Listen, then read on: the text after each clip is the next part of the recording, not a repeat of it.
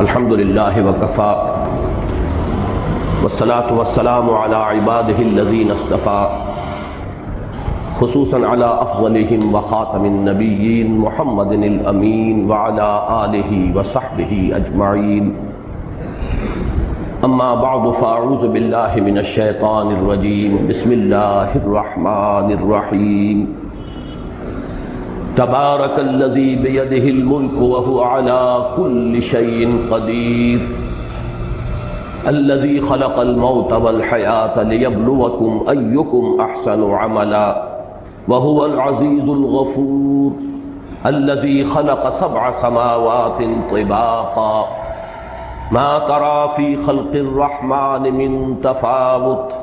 فارجع البصر هل ترى من فطور ثم ارجع البصر كرتين ينقلب إليك البصر خاسئا وهو حسير ولقد زينا السماء الدنيا بمصابيح وجعلناها رجوما للشياطين وأعتدنا لهم عذاب السعير وللذين كفروا بربهم عذاب جهنم وبئس المصير اذا القوا فيها سمعوا لها شهيقا وهي تفور تكاد تميز من الغيظ كلما القي فيها فوج سألهم خزنتها الم يأتكم نذير قالوا بلى قد جاءنا نذير فكذبنا وقلنا ما نزل الله من شيء إن أنتم إلا في ضلال كبير وقالوا لو كنا نسمع أو نعقل ما كنا في أصحاب السعير فاعترفوا بذنبهم فسحقا لأصحاب السعير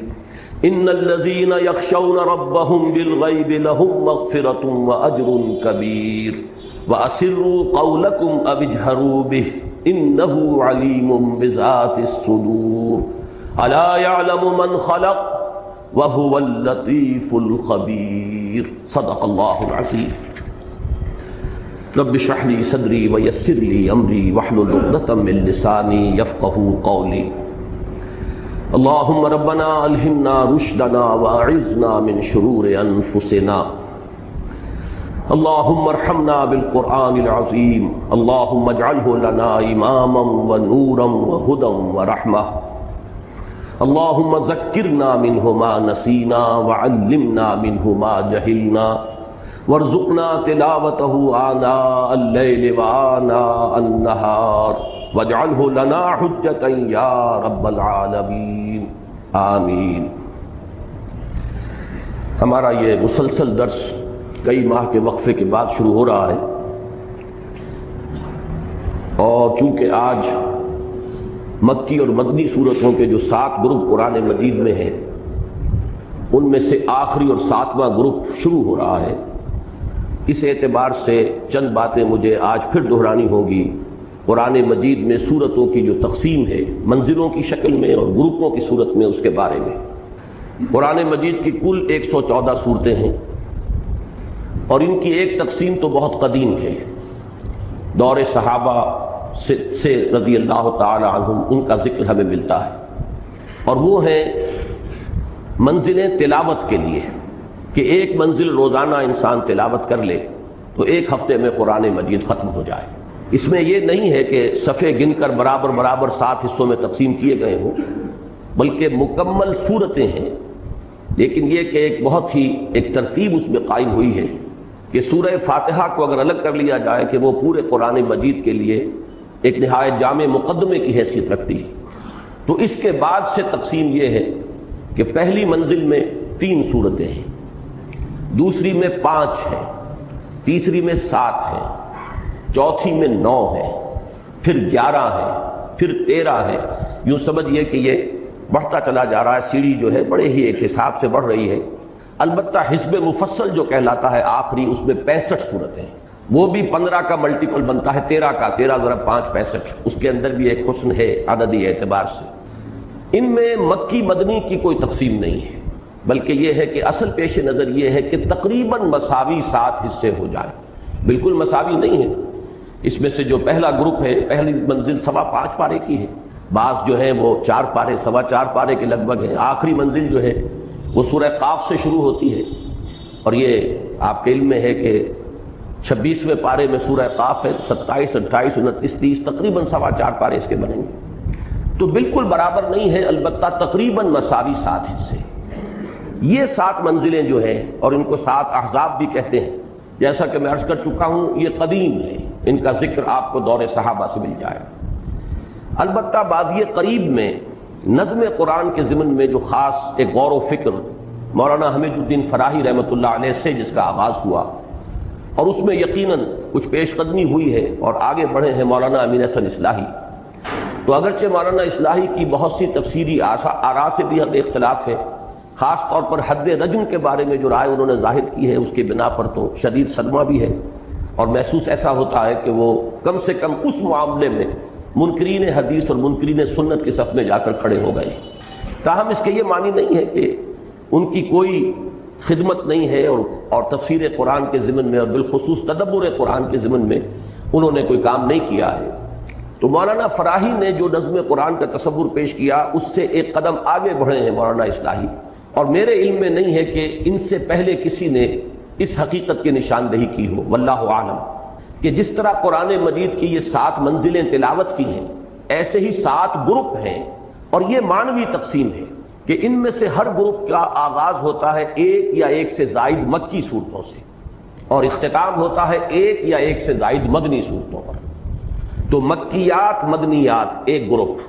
پھر مکیات پھر مدنیات دوسرا گروپ، پھر مکی پھر مدنی تیسرا گروپ. اور ان میں ظاہر بات ہے کہ ایک معنوی ربط قائم ہوتا ہے کہ ہر گروپ کا ایک مرکزی مضمون ہے، ایک اس کا عمود ہے. اسی مرکزی مضمون کا، جیسے آپ کہتے ہیں تصویر کے 2 رخ ہوتے ہیں، ایک رخ مکی صورتوں میں آئے گا اسی گروپ کے، اور دوسرا رخ جو ہے اسی گروپ کی مدنی صورتوں میں آئے گا، اور وہ مضمون گویا کہ اس عمود کی حد تک اس گروپ میں مکمل ہو جائے گا. اب میں زیادہ تفصیل میں اس وقت نہیں جا رہا ہوں، صرف یہ بات نوٹ کر لیجئے کہ پہلا اور آخری گروپ جو ہے اس کے مابین ایک عجیب عکسی نسبت ہے، ریسیپروکل ریشو ہے، کہ پہلے گروپ میں مکی صورت صرف ایک سورہ فاتحہ بہت چھوٹی ہے حجم کے اعتبار سے، اگرچہ معنوی اعتبار سے وہ پورے قرآن مجید کے بھی مساوی اسے قرار دیا جا سکتا ہے، اساس القرآن، ام القرآن. اور حضرت ابی ابن کعب رضی اللہ تعالیٰ عنہ سے جو روایت مروی ہے اس کے مطابق تو حضور نے خود اس کو قرار دیا ہے والقرآن العظیم، جو سورہ ہجر میں آیت آئی ہے وَلَقَدْ آتَيْنَاكَ سَبْعًا مِنَ الْمَثَانِي وَالْقُرْآنَ الْعَظِيمَ. تو حضور نے فرمایا یہی 7 مثانی ہے، یہی قرآن عظیم ہے. تو اپنی جگہ وہ معنویت کے اعتبار سے اس کی جو عظمت ہے وہ مسلم ہے، لیکن یہ کہ حجم کے اعتبار سے بہت ہی مختصر، جبکہ 4 طویل ترین مدنی صورتیں، سورہ بقرہ، سورہ آل عمران، سورہ نساء، سورہ مائدہ، 6.25 پارے کے لگ بھگ جو ہے یہ مدنیات ہے. اب بالکل یہ نسبت جو ہے اس آخری گروپ میں آ کر اب یہ عکسی ہو گئی ہے، ریسیپروکل ہے، نسبت الٹی ہو گئی ہے، کہ اس گروپ کے اندر 48 صورتیں شامل ہیں. یہ نوٹ کر لیجئے کہ تلاوت کا جو آخری منزل والا معاملہ ہے، آخری منزل وہ سورہ قاف سے شروع ہو جاتی ہے. اس میں گروپ 2 ہیں، سورہ قاف سے لے کر سورہ واقعہ تک مکی صورتیں، سورہ حدید سے سورہ تحریم تک 10 صورتیں مدنی، یہ ہم پڑھ چکے ہیں. یہ ایک گروپ مکمل ہو گیا، یہ 6واں گروپ ہے. اور 7واں گروپ یہاں سے شروع ہو رہا ہے، سورہ ملک سے، اور سورۃ الناس پر ختم ہوگا. یہ جو 48 صورتیں ہیں ان میں اکثر و بیشتر بلکہ تقریباً کل کی کل مکی صورتیں ہیں. یہاں آپ دیکھیں گے کہ اب مدنی صورتوں کی نسبت جو ہے وہ نہ ہونے کے برابر رہ گئی،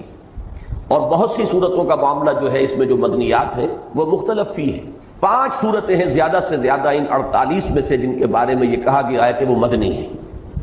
جن میں سے متفق علیہ صرف ایک ہے اور وہ سورۃ النصر ہے، اذا جاء نصر اللہ والفتح.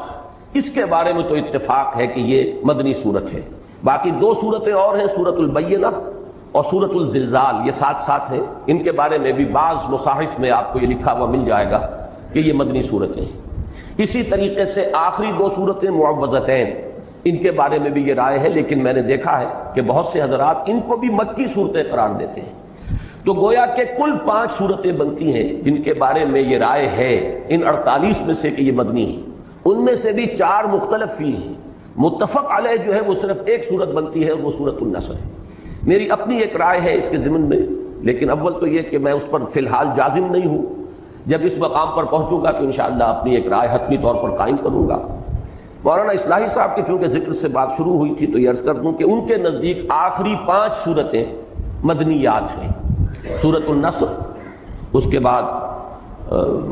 سورۃ اللہب، اور پھر سورہ اخلاص اور معوذتین۔ اور اس میں اب یہ بات بڑی عجیب ہے کہ جہاں تک سورۃ اللہب کا تعلق ہے اس میں تقریباً اجماع ہے کہ وہ مکی صورت ہے، ابتدائی دور میں نازل ہوئی ہے، جبکہ حضور نے اپنا پہلا خطبہ ارشاد فرمایا تھا کوہ صفا پر کھڑے ہو کر، اور ابو لہب نے اس وقت وہ بہت ہی گستاخانہ الفاظ استعمال کیے تھے، تبا لکا لہذا جمعتنا، تو تقریباً اجماع ہے کہ اس پر یہ صورت نازل ہوئی، تبت یدا ابی لہب وتب۔ لیکن مولانا اصلاحی صاحب کی اپنی ایک تعویل ہے، انہوں نے اسے مدنی صورت قرار دیا ہے۔ تو بہرحال میں ابھی اپنی رائے جو ہے، جیسا کہ میں نے عرض کیا، آپ کے سامنے پیش نہیں کر رہا، اس وقت صرف یہ بیان کرنا مقصود تھا کہ پہلے گروپ اور آخری گروپ میں یہ ریسیپروکل ریشو ہے، عکسی نسبت ہے، کہ پہلے گروپ میں تقریباً تمام صورتیں 6.25 پارہ اور یہ مدنیات پر مشتمل ہے، اور مکی صورت صرف سورہ فاتحہ ہے۔ اسی طریقے سے آخری جو یہ گروپ ہے سورہ ملک سے سورۃ الناس تک، اگرچہ تعداد اس میں سب سے زیادہ ہے سورتوں کی، 48 صورتیں ہیں، لیکن ان میں معدود چند یہ مدنی ہے اور اکثر و بیشتر مکی صورتیں ہیں۔ یہ جو آخری 2 گروپ ہیں سورہ قاف سے لے کر اور سورہ تحریم تک 6واں گروپ، اور سورۃ الملک سے لے کر اور سورۃ الناس تک یہ 7واں گروپ، ان دونوں کا مرکزی مضمون ایک ہی ہے، اور وہ ہے انذار آخرت، قیامت کی خبر دینا اور متنبع کرنا کہ لوگوں تمہیں مرنے کے بعد معدوم نہیں ہو جانا ہے، موت معدوم ہو جانے کا نام نہیں ہے، بلکہ یہ تو زندگی کی ایک حالت سے دوسری حالت کو منتقل ہونے کا نام ہے۔ موت ایک زندگی کا وقفہ ہے، یعنی آگے بڑھیں گے دم لے کر، اور یہ جو یہاں سے انتقال ہو رہا ہے تو اس کے بعد کی زندگی کے بھی 2 حصے ہیں، ایک برزخی زندگی ہے اور دوسری پھر وہ حیات اخروی ہے بعث بعد الموت کے بعد، اور وہ ہے اصل زندگی، وَإِنَّ الدَّارَ الْآخِرَةَ لَهِيَ الْحَيَوَانُ لَوْ كَانُوا يَعْلَمُونَ۔ اس زندگی کے اعمال کا نتیجہ اس زندگی کے اندر برآمد ہوگا، تمہارے لیے کوئی ایسکیپ نہیں ہے، کوئی فرار نہیں ہے، کہیں بچ نکلنے کی کوئی صورت نہیں ہے، تم ایک امتحان سے دوچار کیے گئے ہو اس حیات دنیاوی میں، اور اس کا نتیجہ یوم القیامہ کو برآمد ہوگا اور لازماً جزا و سزا ہو کر رہے گی۔ جیسے کہ حضور کے ایک ابتدائی خطبے کے الفاظ میں نے بارہا آپ کو سنائے ہیں کہ واللہ لتموتن کما تنامون ثم لتبعثن کما تستيقظون ثم لتحسبن بما تعملون ثم لتجزون بالاحسان احسانا وبالسوء سوءا وانها لجنۃ ابدا او لنار ابدا، کہ خدا کی قسم تم سب پر موت وارد ہوگی جیسے کہ روزانہ رات کو تم سو جاتے ہو،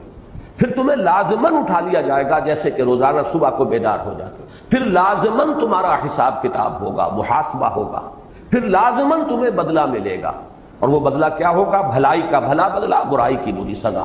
اور وہ کیا ہے؟ وَإِنَّهَا لَجَنَّةٌ أَبَدًا أَوْ لَنَارٌ أَبَدًا، یا وہ جنت ہے ہمیشہ ہمیش کے لیے، اور یا وہ پھر آگ ہے ہمیشہ ہمیش کے لیے، جہنم ہے ہمیشہ ہمیش کے لیے۔ یہ ہے اصل میں کہ جو ان صورتوں کا بالخصوص اس کی جو مکیات ہیں ان کا مرکزی مضمون ہے۔ اس میں خاص طور پر وہ انداز جو ہے جو اب ہم اس آخری گروپ میں دیکھیں گے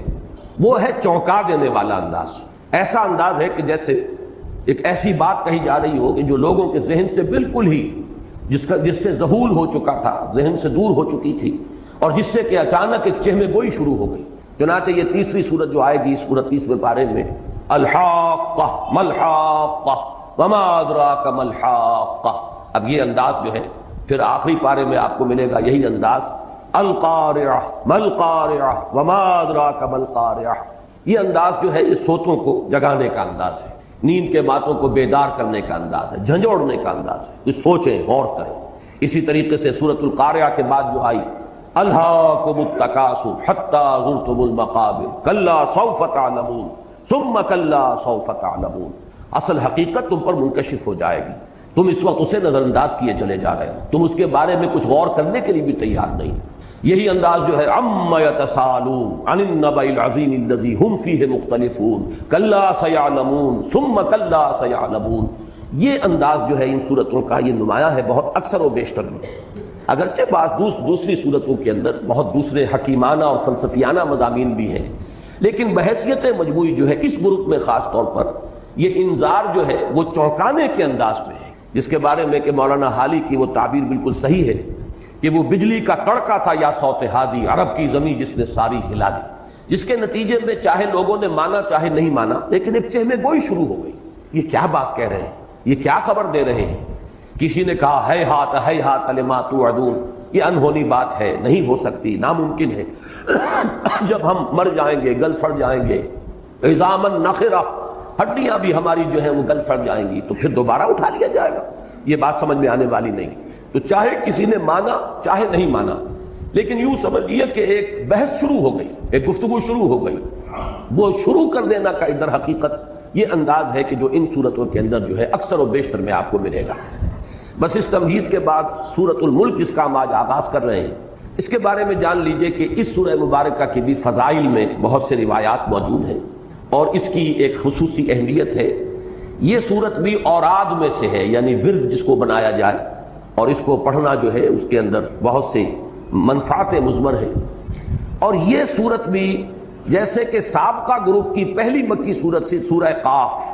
یہ بھی اسی جامعیت کی حامل ہے۔ اس میں قرآن مجید کے فلسفہ اور حکمت کے بھی بہت اہم مضامین آئے ہیں۔ پھر یہ کہ ایمانیات ثلاثہ، توحید، عظمت خداوندی، اللہ تعالیٰ کی جلالت شان، اسی طریقے سے معاد، بعث بعد الموت، جنت اور دوزخ کا ذکر، اسی طریقے سے نبوت کا ذکر، رسالت کا ذکر، اور پھر یہ کہ استدلال آفاق و انفس سے، یہ ان تمام مضامین کے اوپر یہ سورہ مبارکہ بہت جامع ہے۔ اور جیسا کہ میں نے عرض کیا کہ اس میں بعض آیات بڑی اہمیت کی حامل ہیں، ایک تو حکمت اور فلسفے کے اعتبار سے اور ایک نفسیات انسانی کے اعتبار سے۔ بہرحال اب ہم اللہ کا نام لے کر اس سورہ مبارکہ کا ہم تسلسل کے ساتھ مطالعہ شروع کر رہے ہیں۔ تبارک الذی بیدہ الملک، پہلا لفظ جو ہے تبارک، بہت بابرکت ہے۔ ایک تو یہ تفاعل، یہ جو وزن ہے اس میں مبالغے کا مفہوم ہے، بہت بابرکت۔ لیکن برکت کا مفہوم کیا ہے؟ یہ تبارکہ کا لفظ قرآن مجید میں اللہ تعالیٰ کی شان میں 9 مقامات پر آیا ہے، اور ان میں سے یہ نوٹ کیجئے کہ 3 مقامات صرف ایک سورۃ الفرقان میں ہے، اس کا بھی آغاز ہوا ہے تبارک الذی نزل الفرقان علی عبدہ لیکون للعالمین نذیرا، پھر اس کے بعد ایک آیت آتی ہے تبارکہ سے، پھر یہ آخری رکوع شروع ہوتا ہے تبارکہ سے۔ تو تبارکہ کا مفہوم کیا ہے؟ اس کا جو مادہ ہے برک، برکن، اس کو کہتے ہیں جو اونٹ کا سینہ ہے، اور جب اونٹ بیٹھتا ہے تو آپ نے دیکھا ہوگا کہ اس کا سینہ زمین پر ٹکتا ہے، اور اس جگہ پر بھی جیسے تو ایک کوہان ہے اس کے اوپر، لیکن وہاں بھی ایک ایسا پیڈ بنا ہوا ہوتا ہے بہت مضبوط کہ جب وہ گویا کہ ٹک گیا تو اب اونٹ پورے طور پر زمین پر متمکن ہو گیا ہے اور وہ پورے اطمینان کے ساتھ بیٹھ گیا ہے۔ اسی سے مفہوم جو اس کا نکلا ہے وہ کسی چیز میں ثبوت اور ثبات اور کسی چیز کے اندر جماؤ کی کیفیت پیدا ہو جانا۔ مثلا ابترکوا فی الحرب، یہ جو مفردات امام راغب ہیں ان میں یہ مباحث آپ کو مل جائیں گے کہ عرب کہتے تھے ابترکوا فی الحرب، ابترکوا فی الحرب کے معنی ہے ثبتوا ولازموا موضع الحرب، جم گئے جنگ کے اندر اور وہ جنگ کی جگہ کو انہوں نے مضبوطی سے پکڑ لیا، میدان میں ان کے قدم جم گئے۔ یہ جماؤ اور ٹھہراؤ، اسی سے جب اللہ تعالیٰ کی شان میں یہ لفظ آتا ہے تو یہ ہے ثبوت الخیر الالہی، اللہ تعالیٰ کا جو فیض ہے، اللہ کے جو احسانات ہیں، اللہ کی طرف سے جو خیرات و حسنات ہیں اپنی مخلوق کے لیے، ان میں جماؤ پیدا ہو جانا، اور پھر اس میں مبالغے کی شان، یعنی اللہ تعالیٰ کی طرف سے فیض رسانی جو ہے اس کے اندر تسلسل، اس میں دوام، اس میں پائیداری پیدا ہو جانا، یہ ہے تبارک کا مفہوم۔ تبارک الذی بیدہ الملک، بہت بابرکت، بہت فیض رساں،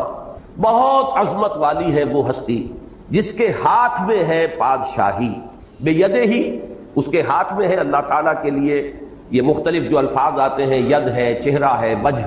ان تمام کے بارے میں جو ہمارا اہل سنت کا موقف ہے وہ یہ ہے کہ ان پر اجمالاً ایمان،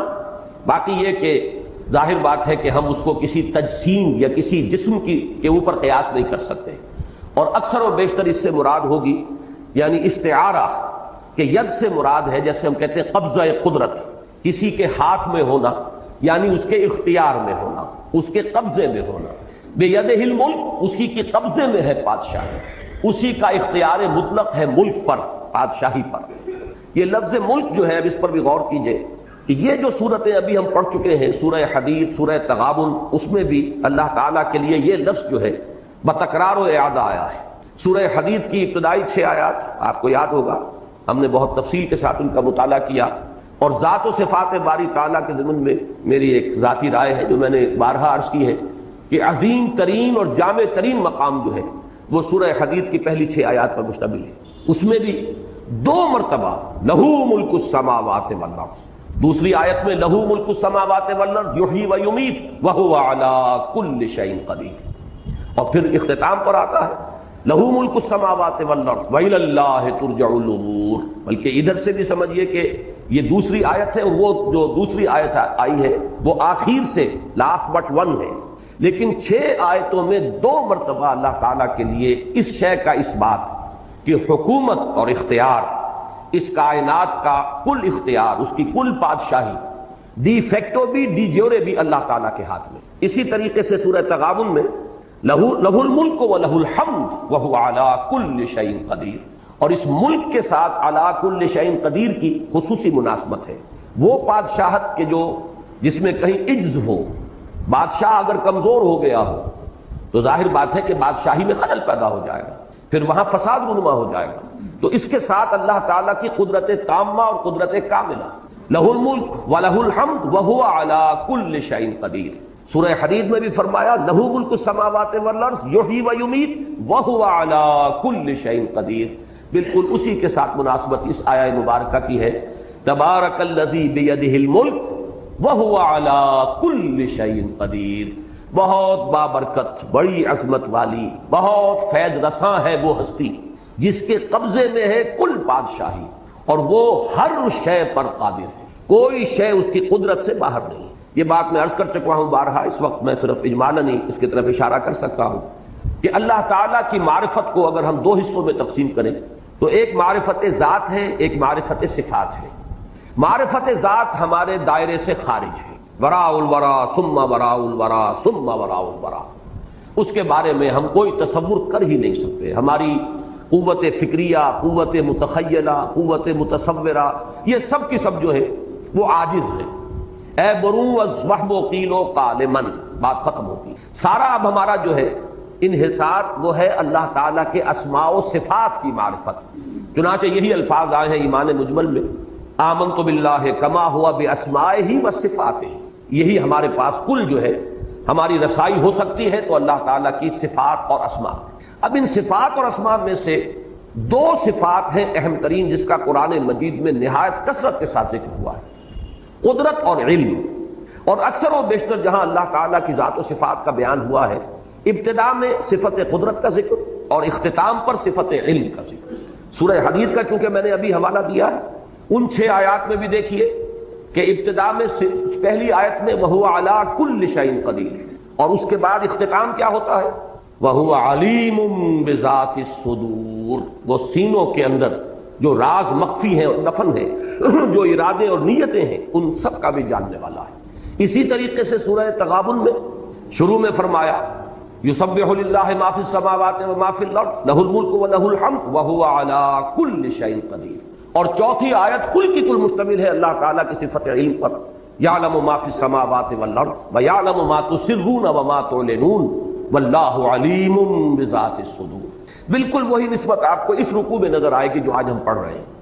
شروع میں وہو علی کل شیء قدیر، اور اختتام پر اس رکوع کے وہو اللطیف الخبیر، الا یعلم من خلق وہو اللطیف الخبیر. بلکہ اس سے پہلے کی آیت وَأَسِرُّوا قَوْلَكُمْ أَوِ اجْهَرُوا بِهِ إِنَّهُ عَلِيمٌ بِذَاتِ الصُّدُورِ. تو یہ نسبت وہی ہے کہ آغاز اللہ تعالیٰ کی صفت قدرت کے بیان سے، اختتام اللہ تعالیٰ کی صفت علم کے بیان سے. ان دونوں کی اہمیت جو ہے وہ در حقیقت معاد سے متعلق ہے کہ معاد کے ضمن میں، بعث بعد الموت کے ضمن میں، جزا و سزا کے ضمن میں، حساب کتاب کے ضمن میں جو وسوسے ذہن انسانی میں آتے ہیں، وہ پہلا وسوسہ وہ ہے جس کا علاج ہوگا اللہ تعالیٰ کی صفت قدرت کے اوپر یقین. یعنی وسوسہ یہ ہے کیسے ہوگا، مر جائیں گے، گل سڑ جائیں گے، ہماری ہڈیاں بھی نہیں ہوں گی. اور جیسا کہ میں نے بارہا کہا ہے کہ آج کا کوئی نوجوان جس نے تھوڑی سی فزکس پڑھ لی ہو، کیمسٹری پڑھ لی ہو، وہ کہے گا کہ وہ تو ان کے ایٹمز بھی جو ہے وہ تحلیل ہو چکے ہوں گے اور ان کے پروٹونز اور نیوٹرونز بھی نہ معلوم کہاں سے کہاں جا چکے ہوں گے، اب کہاں ان کو دوبارہ پیدا کیا جا سکے گا؟ اس کا علاج ہے اللہ تعالیٰ کی صفت قدرت کا مراقبہ کرنا، وَهُوَ عَلَىٰ كُلِّ شَيْءٍ قَدِيرٌ۔ اگر اس کا مراقبہ ہوگا تو یہ وسوسہ ختم ہو جائے گا، اس کی بنیاد، اس کی جڑ کٹ جائے گی۔ اسی طریقے سے دوسرا وسوسہ یہ آتا ہے، کہاں اللہ کے علم میں یہ ساری ڈیٹیلز ہوں گی؟ ایک انسان پوری عمر میں جو عمل کرتا ہے، ایک دن میں کیا کیا اس کے اعمال ہیں، کیا کیا خیالات اس کے ذہن میں آ رہے ہیں، کیا کیا وسوسے آ رہے ہیں، کیا کیا وہ اپنی جو ہے منصوبہ بندیاں کر رہا ہے، کہاں یہ تمام چیزیں ریکارڈ میں ہوں گی، کہاں علم میں ہوں گی؟ اب اس کا جواب ہے اللہ تعالیٰ کی صفت علم، یعلم ما فی السماوات والارض ویعلم ما تسرون وما تعلنون واللہ علیم بذات الصدور۔ جیسے کہ سورہ لقمان میں بھی فرمایا، حضرت لقمان کی جو نصیحت تھی اپنے بیٹے کو کہ یا بنی انہا ان تک مثقال حبۃ من خردل فتکن فی صخرۃ او فی السماوات او فی الارض یأت بها اللہ ان اللہ لطیف خبیر۔ تو اللہ تعالیٰ نہایت باریک بین ہے، باخبر ہے، کوئی شے اس کے علم سے باہر نہیں ہے، ہر شے اس کے علم میں ہے۔ جیسے ایک جگہ فرمایا ولا رطب ولا یابس، نہ کوئی تر ہے شے نہ کوئی خشک ہے مگر اس کے علم میں ہے، یہاں تک کہ کوئی پتا درخت سے نہیں گرتا، کوئی ظلمات البر والبحر کے اندر کوئی شے نہیں ہے کہ جو گرتی ہو یا حرکت کرتی ہو مگر اس کے علم میں ہے۔ تو یہ سارا ایمفیسس جو ہے اللہ تعالیٰ کی صفت علم پر، اس کا بھی براہ راست تعلق معاد کے ساتھ ہے۔ یہی وجہ ہے کہ اس سورہ مبارکہ کے بھی آغاز میں اللہ تعالیٰ کی صفت قدرت کا ذکر ہے اور اس رکوع کا اختتام پھر اللہ تعالیٰ کی صفت علم پر ہوگا۔ تبارک الذی بیدہ الملک وہو علی کل شیء قدیر الذی خلق الموت والحیات لیبلوکم ایکم احسن عملا۔ میں نے تمہید میں جو 2 مرتبہ الفاظ کہے کہ اس سورہ مبارکہ میں فلسفہ اور حکمت قرآنی کے بہت اہم بعض مضامین ہیں،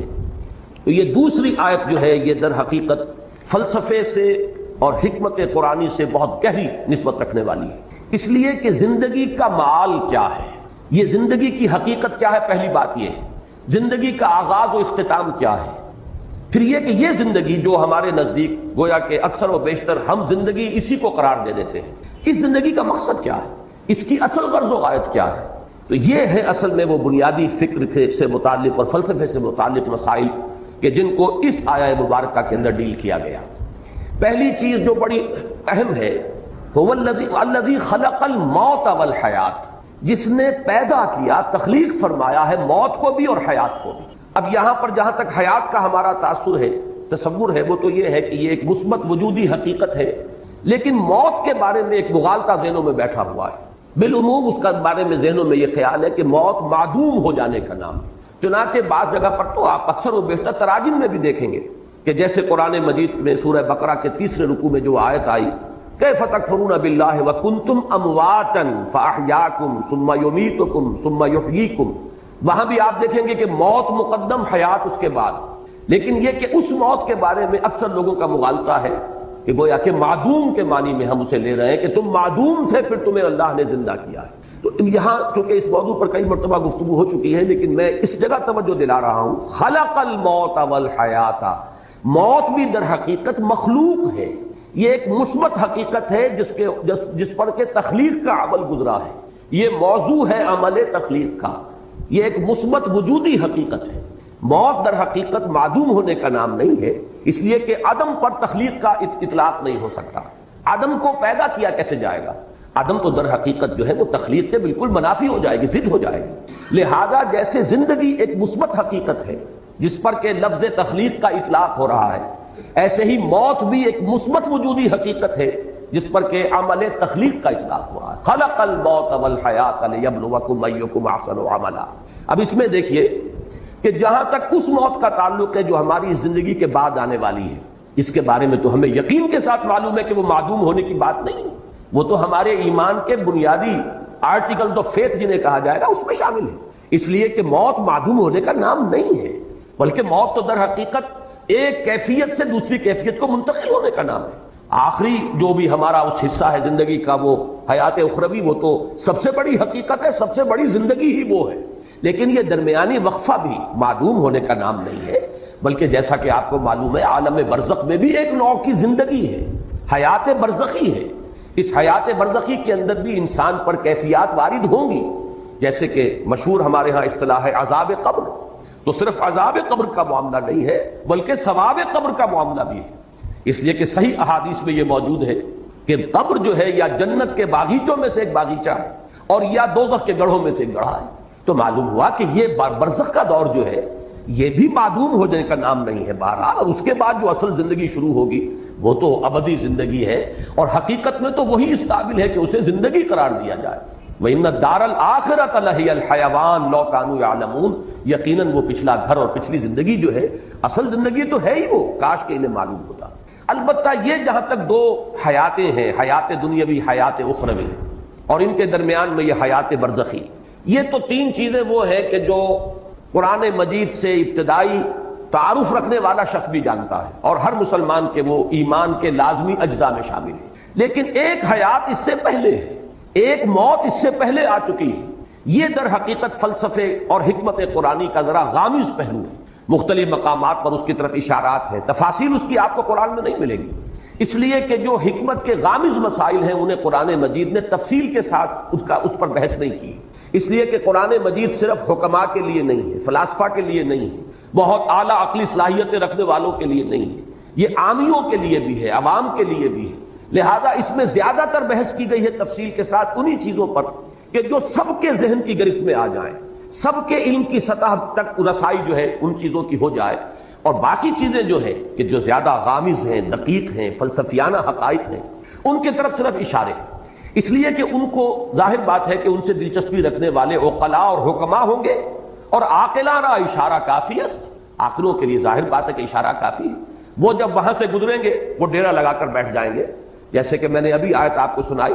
کیف تکفرون باللہ وکنتم امواتا فاحیاکم ثم یمیتکم ثم یحییکم ثم الیہ ترجعون۔ معلوم ہوا چار ادوار ہیں، ایک موت پہلے تھی، پھر اس کے بعد احیاء ہوا ہے،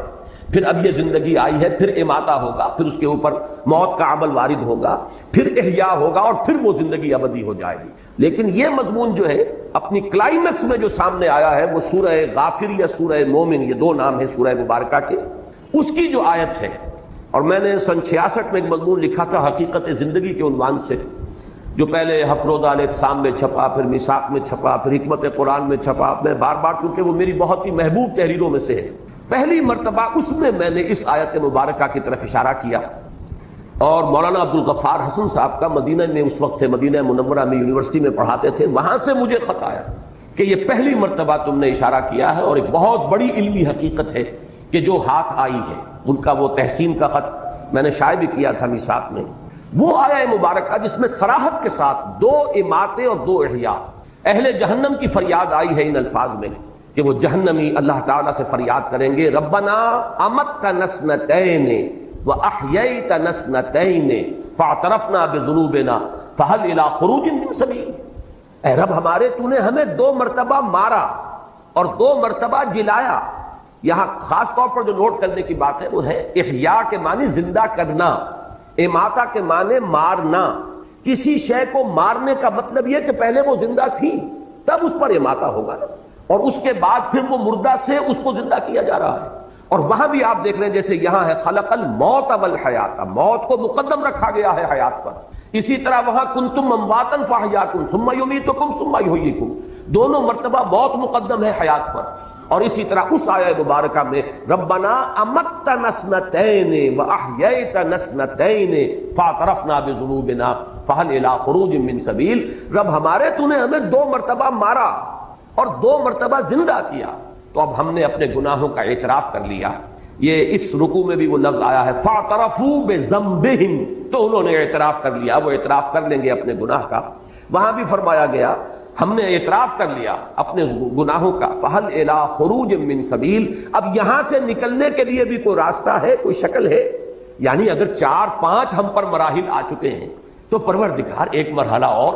یعنی جب اس طریقے سے دو مرتبہ اماتہ ہو چکا، دو مرتبہ احیاء ہو چکا، تو پھر یہ کہ کوئی ایک اور شکل ہو جائے، کوئی اور مہلت مل جائے۔ گویا کہ دلیل کے طور پر فہل الی خروج من سبیل کی جو استدعا ہے اس کی دلیل کے طور پر یہ لایا گیا، تو نے دو مرتبہ ہمیں مارا، دو مرتبہ جلایا، تو اب ایک مرتبہ اور ہمیں موقع عنایت ہو جائے۔ اب میں نے ابھی ایک لفظ کہا تھا، شاید آپ چونکے ہوں، کہ در حقیقت یہ 4 نہیں 5 ادوار ہیں۔ اس لیے کہ پہلے اماتے سے پہلے ایک زندگی ہے، تبھی تو اماتہ ہوگا۔ تو حیات اولا، پھر اماتہ اولا ہوا ہے، پہلی موت ہوئی ہے، پھر احیاء اولا، یہ دوسری زندگی ہوئی، پھر اماتہ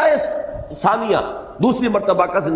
موت کا وارد کیا جانا، اس کے بعد احیاء ثانی ہوگا، دوسری مرتبہ کا زندہ کیا جانا، اور اس کے بعد زندگی۔ گویا کہ تین زندگیوں کے مابین دو موتیں حائل ہیں۔ اب نوٹ کر لیجئے اس کو، بات ثابت یہ ہوا تین زندگیوں کے مابین وقفے ہیں دو موتوں کے، پہلی زندگی پھر موت، پھر زندگی پھر موت، پھر زندگی۔ اب اس کو نوٹ کیجئے، میں نے پہلے بھی عرض کیا ہے لیکن بعض حضرات آپ یہاں نئے ہیں۔ پہلی ہماری تخلیق ہوئی عالم ارواح میں، اس کے لیے لفظ تخلیق بھی مناسب نہیں ہے، ایجاد یا ابداع، اس لیے کہ حجت اللہ البالغہ جو بڑی مشہور معروف اور بڑی مارکت الآراء تصنیف ہے امام الہند شاہ ولی اللہ دہلوی رحمۃ اللہ علیہ کی، اس کا ابتدائی حصہ جو ہے وہ ان کے فلسفے پر مشتمل ہے، اور پہلا باب جو ہے اس میں افعال الہی، اللہ تعالیٰ کے تین بنیادی افعال پر بحث کی گئی۔ اللہ کے تین کام بنیادی ہیں۔ پہلا کیا ہے؟ ابداع، یعنی عدم محض سے وجود بخشنا، یہ ابداع ہے۔ دوسرا ہے خلق، خلق یہ ہے کہ کسی شے سے کوئی شے بنا دینا، یہ خلق ہے۔ اور تیسرے تدبیر، یدبر الامر من السماء الى الارض، اللہ تعالیٰ کے تمام افعال جو ہیں وہ ان تین کیٹیگریز کے اندر فال کریں گے۔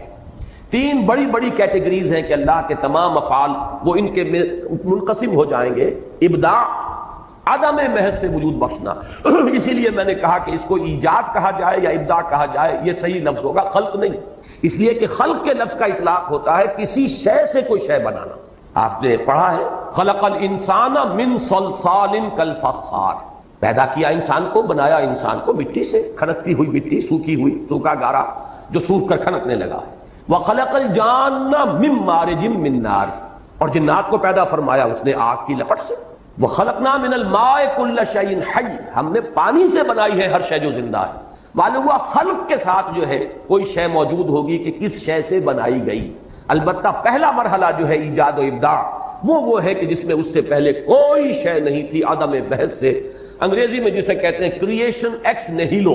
عدم محض سے کریٹ کرنا، یہ ہے ایجاد و ابداع۔ پھر ایک شے سے دوسری شے، دوسری سے تیسری، پھر امتزاج ان کو جوڑ کر بنانا، ایک کی شکل بدل دینا، یہ ہے خلق۔ اور انہی کے مابین پھر اللہ تعالیٰ کے احکام، اس کے اوامر، یہ جو ہے ان کی تنفیذ ہوتی ہے، یہ ہے تدبیر۔ تو یہ تین بنیادی افعال ہیں۔ میں نے اس کا ذکر اس لیے کیا کہ پہلی زندگی جو ہے اس کے لیے لفظ خلق موضوع نہیں ہے، وہ ہماری تخلیق اول جو ہے، وہ جو تخلیق اول ہے ہماری، وہ عالم ارواح میں ہوئی، اور اس کے لیے ایجاد و ابداع کا لفظ مناسب ہوگا۔ اس کے بعد پہلی زندگی تھی جس میں کہ وہ ہم نے عہد کیا تھا الست بربکم قالوا بلا، ظاہر بات ہے زندگی تھی، نہ صرف زندگی تھی،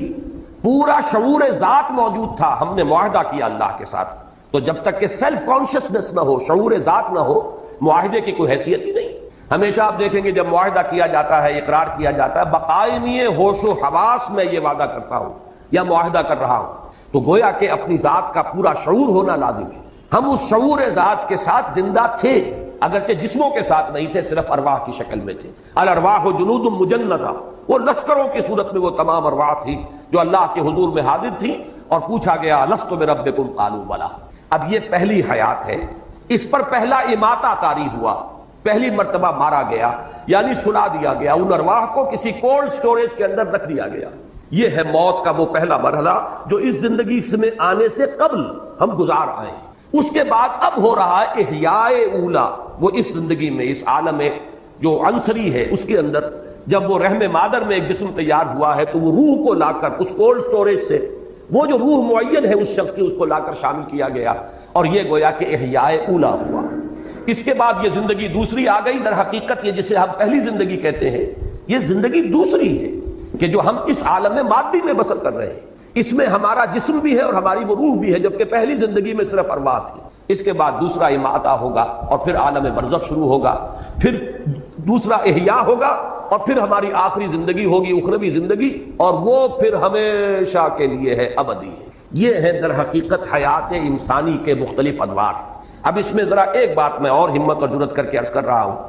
اس سے یہ تو ثابت ہوا ہے ہمارے ایمان کا جزو لازم کہ ہم ابدی ہیں، ہمیں کبھی ختم نہیں ہونا، اس لیے کہ اصل زندگی آخرت کی زندگی ہے اور وہ ابدی ہے، جنت میں ہو چاہے وہ جہنم میں ہو، وہ ابدی زندگی ہے۔ تو معلوم یہ ہوا کہ ہم ابدی ہیں۔